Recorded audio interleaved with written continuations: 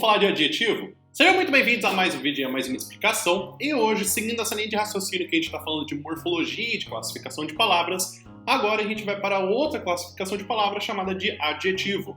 Os adjetivos são palavras que vão acompanhar os substantivos para poder dar uma classificação e uma informação. É bem importante você lembrar isso, porque quando a gente for ver advérbio, você vai perceber que o adjetivo ele parece ser parecido com o advérbio, porque os dois carregam um peso de informação. Mas o adjetivo, ele especificamente faz a informação de substantivo.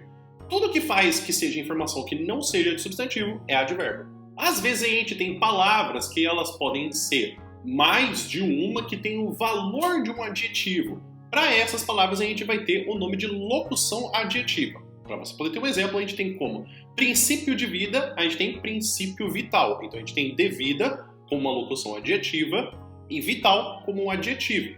Assim como a gente pode ter também carne de porco, que a gente pode ter carne suína. Então a gente tem a locução adjetiva e a gente tem apenas o adjetivo.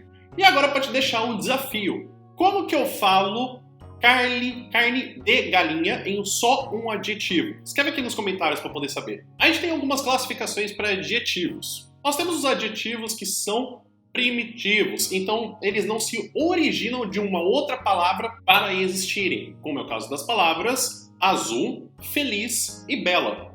Já no caso dos adjetivos que são derivados, eles vão se originar de uma outra palavra. Por exemplo, seguindo a linha de raciocínio que eu tinha falado de azul, feliz e bela, eu posso ter azulado, infeliz e embelezada. Temos também adjetivos simples, que são formados apenas por um único radical, assim como também a gente já estudou na estruturação de palavras. Então nós temos a palavra feliz, confortável e azul como palavras simples. Enquanto os adjetivos compostos, eles são formados por dois radicais, como por exemplo, amarelo canário, luso brasileiro e socioeconômico. E também temos adjetivos pátrios, ou também que podem ser chamados de adjetivos gentílicos, que são para a gente poder falar de pessoas que pertencem a uma região, ou objetos que pertencem a uma região, a um país, a uma cidade.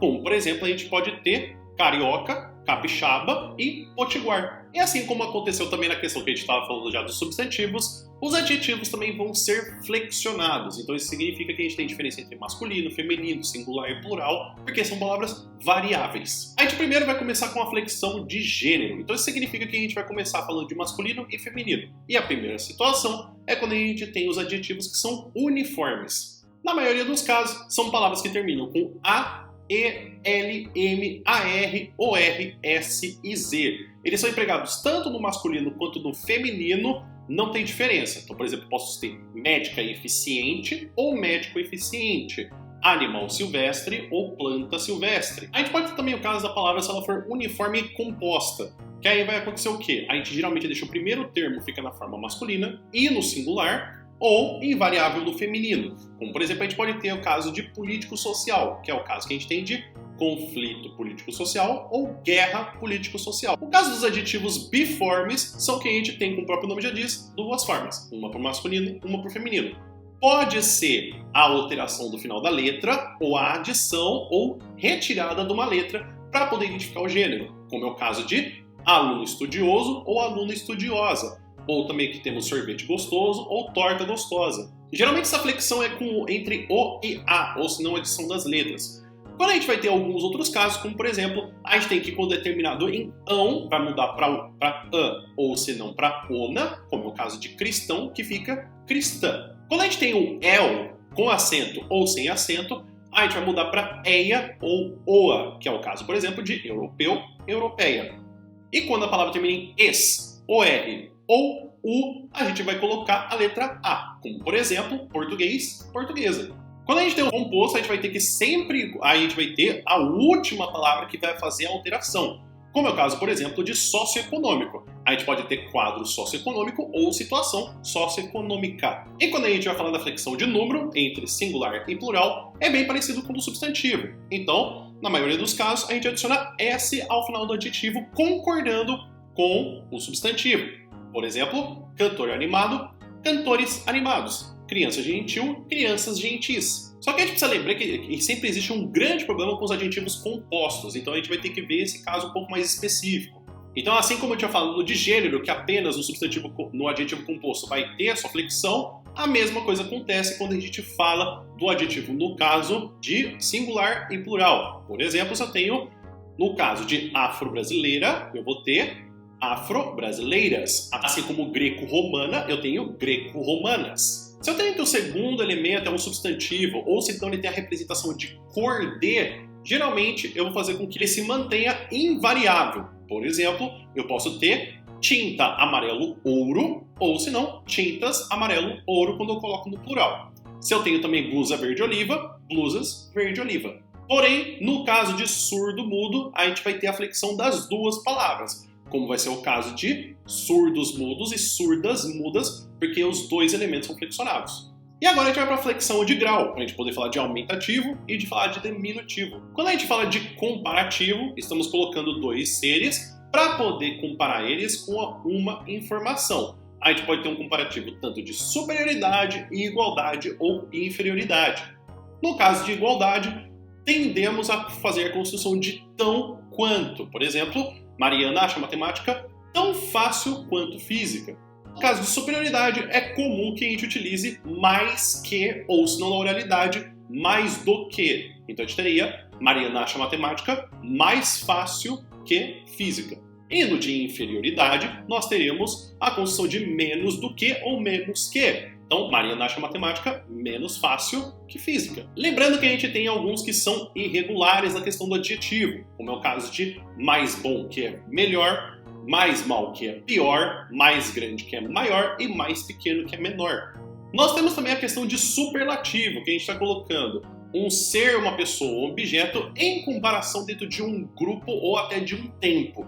E a gente tem dois tipos de superlativos.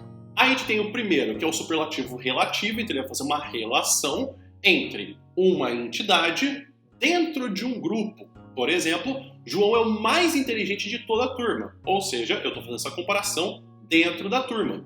Enquanto o superlativo absoluto, eu vou dar uma ideia de exagero, sem eu precisar fazer uma comparação de ou tempo ou lugar. Por exemplo, a prova de química estava extremamente difícil, então aí eu não tenho uma comparação do que se diz se é de outras matérias ou de um outro tempo. Lembrando também que a gente tem a questão de superlativo quando a gente fala de absoluto sintético e absoluto analítico. O absoluto sintético é que toda palavra carrega a mesma informação. Quando eu falei na parte de extremamente difícil, eu tenho um superlativo absoluto analítico. Então eu separo tanto o extremamente quanto a parte do difícil. Então, aí eu posso ter também a questão do sintético, por exemplo, que eu posso falar dificílimo. Então é sempre comum que quando eu tenho essas questões de superlativo absoluto sintético, a gente tem uma relação de usar os sufixos íssimo, rimo, imo, érrimo ou ílimo para poder fazer essa comparação. Então é isso, pessoal. Espero que vocês tenham entendido, espero que vocês tenham gostado. Inclusive, você ficou com alguma dúvida, você quer mandar algum pedido, você quer que eu faça algum exercício específico sobre esse assunto, escreve aqui nos comentários, por gentileza. E se você quiser continuar me ajudando aqui no YouTube, você já sabe. Então, quando eu chegar nos 1000 inscritos, eu paro de fazer isso nos vídeos. Basta você se inscrever no canal, deixar uma curtida, você pode deixar um comentário também sobre alguma coisa que você gostou, ou até mesmo você pode compartilhar esse vídeo com alguma outra pessoa que esteja estudando com você. Inclusive, se você quiser continuar estudando de forma autônoma, você também pode fazer com que você acesse o meu Drive, sem você pedir o seu e-mail, sem você fazer algum cadastro. Basta que você acesse e já está lá livre para você poder conseguir acessar PowerPoint, PDF, slide, lista de exercícios para você poder continuar estudando. Inclusive, se você quiser continuar estudando comigo e vir acessar o meu curso, tem o meu curso aqui embaixo no vídeo, tem também um cupom para você poder pagar muito mais barato nele e pagar apenas uma vez. O acesso ele é vitalício para você poder estudar gramática comigo. O vídeo vai ficando por aqui. Muito obrigado por vocês terem ficado assistindo o vídeo até aqui. Inclusive, espero que você tenha um ótimo dia, que você fique bem e a gente se encontra num próximo vídeo. Até mais!